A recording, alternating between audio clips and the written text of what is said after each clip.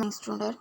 இன்றைக்கி என்ன பார்க்க போகிறோன்னு பார்த்தீங்கன்னாக்கா நியூ ஃபினான்சியல் 5th லெசனில் நியூ ஃபினான்சியல் இன்ஸ்டிடியூஷன், சரியா, புதிய நிதி நிறுவனங்கள்.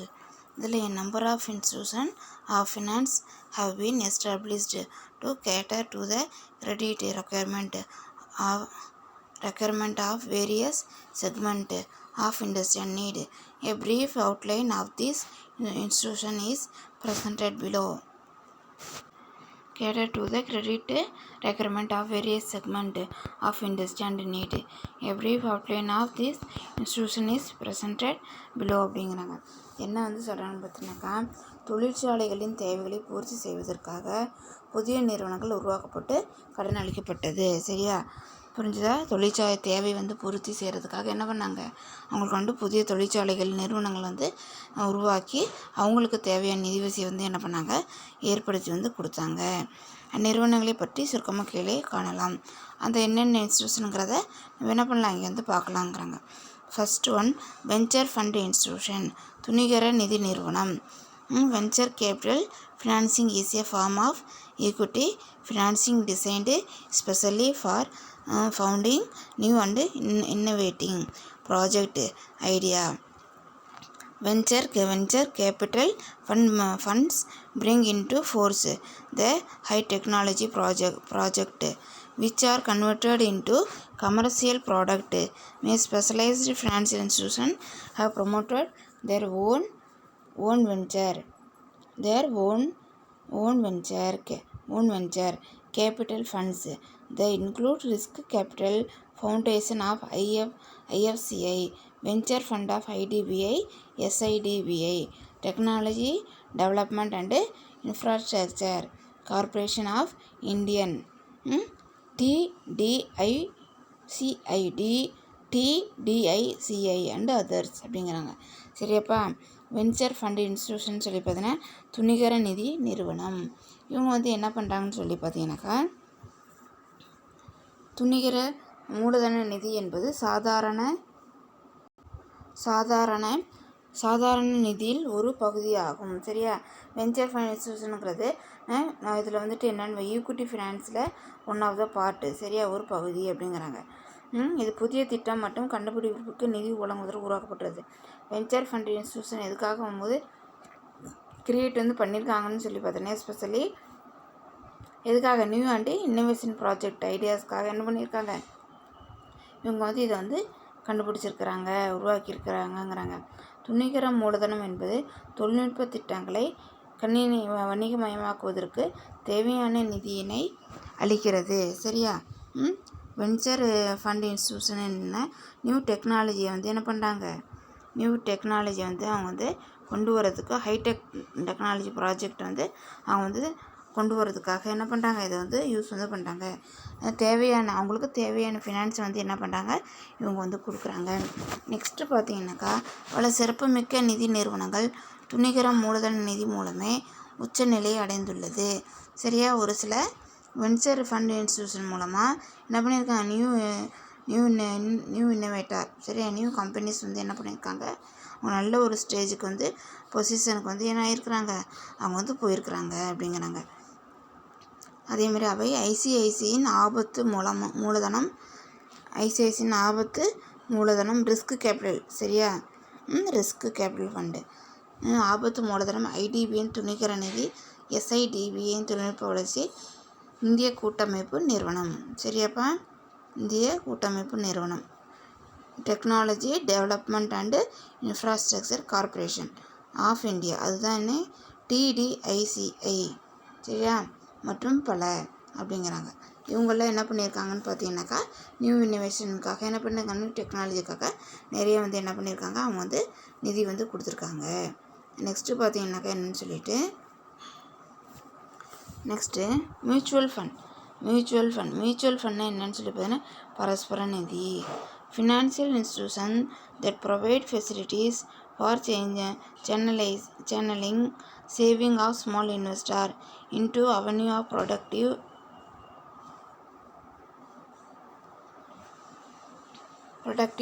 investment are called mutual fund.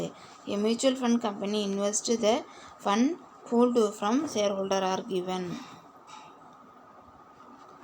are given them the benefit of diversified investment portfolio and reasonable return அப்படிங்கிறாங்க. இதில் வந்து என்ன சொல்கிறாங்கன்னு சொல்லி பார்த்தீங்கன்னா, சிறு முதலீட்டாளரின் சேமிப்புகளை பெரிய முதலீடுகளாக மாற்றும் நிதி நிறுவனங்களே பரஸ்பர நிதி என்கிறோம். மியூச்சுவல் ஃபண்ட் என்ன பார்த்தீங்கன்னா, ஸ்மால் இன்வெஸ்டர்லேருந்து என்ன பண்ணிக்கிறாங்க, இன்வெஸ்ட்மெண்ட்டை கலெக்ட் வந்து பண்ணி அதை வந்து எங்கே போய் இன்வெஸ்ட்மெண்ட் பண்ணுறாங்கன்னு பார்த்தீங்கன்னா, லார்ஜ் இண்டஸ்ட்ரியில் என்ன பண்ணுறாங்க, அவங்க வந்து பெரிய நிறுவனங்கள் பெரிய கம்பெனிஸில் என்ன பண்ணுறாங்க, அவங்க வந்து இன்வெஸ்ட்மெண்ட் வந்து பண்ணுறாங்க. அதுக்கு பேர் தான் என்னங்கிறாங்க, மியூச்சுவல் ஃபண்டு. சரியா?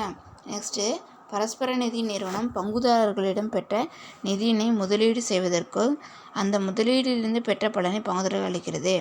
மியூச்சுவல் ஃபண்டில் இருக்கக்கூடிய ஷேர் ஹோல்டருக்கு என்ன பண்ணுறாங்க, அவங்க ஸ்மால் இன்வெஸ்டர் என்ன பண்ணிடுறாங்க, ஒரு கன்சர்னில் வந்து இன்வெஸ்ட்மெண்ட் பண்ணுறாங்க. அவங்க என்ன பண்ணுறாங்க, ரொம்ப பெரிய லார்ஜ் இண்டஸ்ட்ரியில் என்ன பண்ணுறாங்க, இன்ஸ்டியூஷன் என்ன பண்ணுறாங்க, அவங்க வந்து இன்வெஸ்ட்மெண்ட் பண்ணி அது மூலமாக கிடைக்கக்கூடிய ஷேர்ஸை வந்து என்ன பண்ணுறாங்கன்னு பார்த்தீங்கன்னாக்கா, ஸ்மால் இன்வெஸ்டருக்கு என்ன பண்ணாங்க, அவங்க வந்து கொடுக்குறாங்க. சரி, அது மூலமாக வந்து அவங்களுக்கு ஷேர் ஹோல்டருக்கு வந்து என்ன திருப்பி வந்து கொடுக்குறாங்க. அதேமாதிரி next, specialised financial institution like LIC, UTI etcetera beside commercial bank such as SBI and Canara Bank are carrying out the business of mutual fund. The benefit of mutual fund are high return, easy liquidity, safety and tax benefit to the investor. சரியா? நிதி நிறுவனங்களான LIC, UTI மற்றும் வணிக வங்கிகள் SBI மற்றும் கனரா வங்கி போன்றவை பரஸ்பர நிதி வணிகத்தில் ஈடுபடுகின்றன. எல்ஐசி, யூடிஐ பேங்க் என்ன பண்ணாங்க, இவங்க வந்து இதில் வந்து மியூச்சுவல் ஃபண்டில் அது மட்டும் இல்லாமல் எஸ்பிஐ, கனரா பேங்க் 4 பேங்க் என்ன பண்ணுறாங்கன்னு சொல்லி பார்த்தீங்கன்னாக்கா, அவங்க வந்து மியூச்சுவல் ஃபண்டில் என்ன பண்ணுறாங்க, அவங்க வந்து ஈடுபடுறாங்க. சரியாப்பா? அதேமாதிரி நெக்ஸ்ட், அதிக பலன், நெகிழ்வுத்தன்மை, பாதுகாப்பு, மற்ற வரியிலிருந்து பாதுகாப்பு போன்ற நன்மைகள் பரஸ்பர நிதி மூலம் முதலீட்டாளருக்கு கிடைக்கிறது. சரியா? புரிஞ்சுதா? அதேமாதிரி high return, easy liquidity, safety and tax benefit இதெல்லாம் என்ன பண்ணுது, இன்வெஸ்டருக்கு எது மூலமாக கிடைக்கிது, மியூச்சுவல் ஃபண்ட் மூலமாக உங்களுக்கு வந்து கிடைக்கிது அப்படிங்கிறாங்க. நெக்ஸ்ட்டு, ஃபேக்டரிங் இன்ஸ்டியூஷன் பார்த்தீங்கன்னா ஏட்டுக்கடன் தரகு முகமை நிறுவனங்கள். சரியா? புரிஞ்சுதா? இது நம்ம ஆல்ரெடி என்ன பண்ணியிருக்கோம், நம்ம இதை வந்து பார்த்துருக்கோம். 11th இது ஃபேக்டரிங்னா என்னன்னு சொல்லி பார்த்துருக்கோம். Factoring is an arrangement whereby a financial institution provide financial accommodation on the basis of assignment, sale of account receivables. The factoring institution collect the book debt for and on behalf of its client. Some of the factoring institution operating in India are SBI Factor and Commercial Service Private Limited, a subsidiary of State Bank of India, and Can Bank Factor Limited, a subsidiary of Canara Bank. சரியா? Factoring institution சொல்லி பார்த்தீங்கன்னா, விற்பனை மூலம் பெற வேண்டிய பெறுதல்களின் அடிப்படையில் நிதி நிறுவனம் செய்யும் நிதி ஏற்பாடு ஏட்டுக்கடன் தரக முகமையாகும். நம்ம விற்றதை என்ன பண்ணுறோம், ரிசீவ் பண்ணுறதுக்காக ஒரு அரேஞ்ச்மெண்ட் பண்ணுறதை தான் ஃபினான்சியல் இன்ஸ்டியூஷன் என்ன பண்ணுறாங்க, ஒரு அரேஞ்ச்மெண்ட் வந்து பண்ணுறாங்க. அதுக்கு பேர் தான் என்னப்பா, ஃபேக்டரிங் அப்படிங்கிறாங்க. ஏட்டுக்கடன் தரக முகமை அதனுடைய வாடிக்கையாளர்களுக்காக ஏட்டுக்கடன்களை வசூலிக்கும். ஒரு ஃபினான்சியல் இன்ஸ்டியூஷன் வந்து இருக்குதுன்னா, அது தனக்கு கீழே நிறைய கஸ்டமர் வந்து இருப்பாங்க.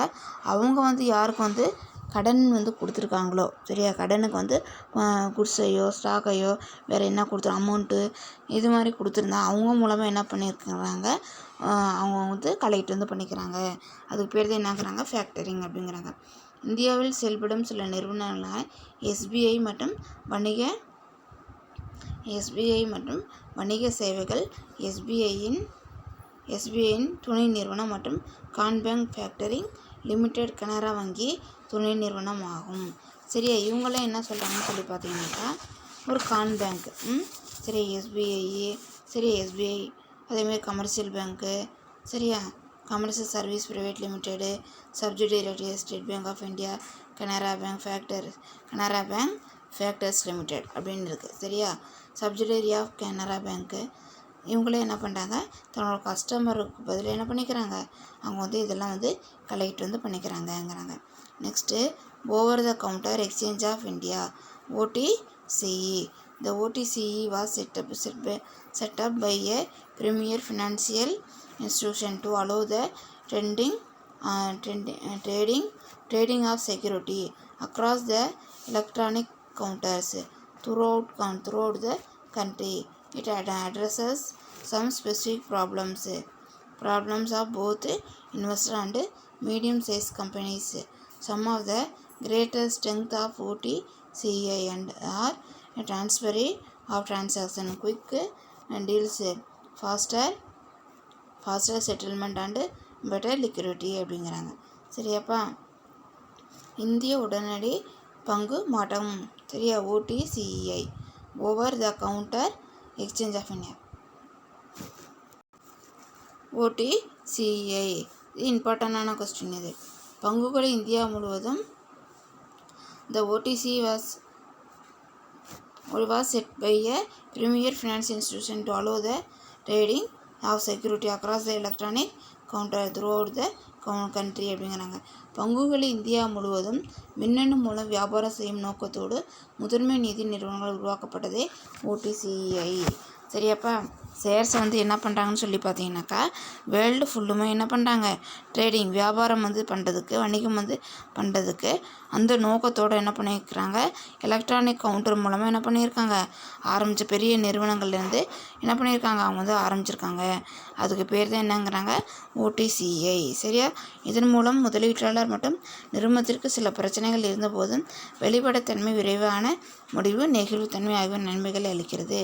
சரியா, இதன் மூலமாக இன்வெஸ்டருக்கு வந்து என்ன இருக்குது, நிறைய இன்வெஸ்டருக்கு இந்த கம்பெனிக்கு வந்து நிறைய ப்ராப்ளம்ஸ் வந்து இருந்தாலும், மீடியம் சைஸ் கம்பெனி. சரியா, ஏதாவது ஸ்பெசிஃபிக் ப்ராப்ளம் வந்து இருந்தாலும் அவங்க என்ன பண்ணுறாங்கன்னு சொல்லி பார்த்தீங்கன்னாக்கா, அவங்க வந்து transparency of transaction, quick deals, அதேமாதிரி faster settlement and better liquidity. புரிஞ்சுதா, வெளிப்படைத்தன்மை, விரைவான முடிவு, அதே மாதிரி நெகிழ்வுத்தன்மை ஆகிய நன்மைகளை அளிக்கிறது அப்படிங்கிறாங்க. Next, national stock exchange of India. சரியா, NSEI. சரியா, NSEI இது இந்திய தேசிய பங்கு மாற்றகம். சரியா, மாற்றகம் limited. NSEI was established in 1992. எப்போ வந்து இது வந்து எஸ்டாப்ளிஷ் வந்து பண்ணாங்க, உருவாக்குனாங்க, ஆரம்பித்தாங்கன்னு பார்த்தீங்கன்னா 1992 தான் என்ன பண்ணாங்க, இந்திய பங்கு மாற்று வாரியத்தை என்ன பண்ணாங்க, இந்திய தேசிய பங்கு மாற்று வாரியத்தை என்ன பண்ணாங்க, ஆரம்பித்தாங்க. 1992 function as a model stock exchange. The exchange aim at providing the advantage of nation-wide electronic screen-based, scriptless and floorless trading system in securities. The institution is expected to allow for an efficient and transparent system of security trading. இந்திய தேசிய பங்கு மாற்று limited பங்கு சந்தையின் மாதிரியான NESI என்பது 1992ஆம் ஆண்டு என்ன பண்ணாங்க, அதை வந்து உருவாக்குனாங்க. சந்தையின் நோக்கமானது மின்னணு பங்குகளை இந்தியா முழுவதும் அமைத்து கொடுப்பதாகும். சரி, இந்த எக்ஸ்சேஞ்சோட எய்ம் என்னன்னு பார்த்தீங்கன்னா, நேஷ்னல் ஃபுல்லும் இந்தியா ஃபுல்லும் என்ன பண்ணணும், இந்த ஸ்கிரிப்ட்லெஸ் அண்டு ஃப்ளோர்லெஸ் ட்ரேடிங் சிஸ்டத்தை என்ன பண்ணணும், அவங்க வந்து உருவாக்கணும் அப்படிங்கிறது தான் இவங்களோட எய்மாக வந்து இருக்குது அப்படிங்கிறாங்க. இந்நிறுவனம் திறமையான மற்றும் வெளிப்படைத்தன்மை கொண்ட பங்கு வியாபாரத்தை எதிர்பார்க்கிறது. சரி, அப்போ இவங்க என்ன பண்ணுறாங்கன்னு சொல்லி பார்த்தீங்கன்னாக்கா, ஒரு பங்கு வாரியத்தை என்ன பண்ணுறாங்க, அவங்க வந்து பார்க்குறாங்க. பங்கு வியாபாரத்தை என்ன பண்ணுறாங்க, அவங்க வந்து எதிர்பார்க்குறாங்க. சரியா, டிரான்ஸ்பரன்ட் சிஸ்டம் செக்யூரிட்டி ட்ரேடிங். சரியா, அடுத்தது என்னன்னு சொல்லி பார்க்கலாம்.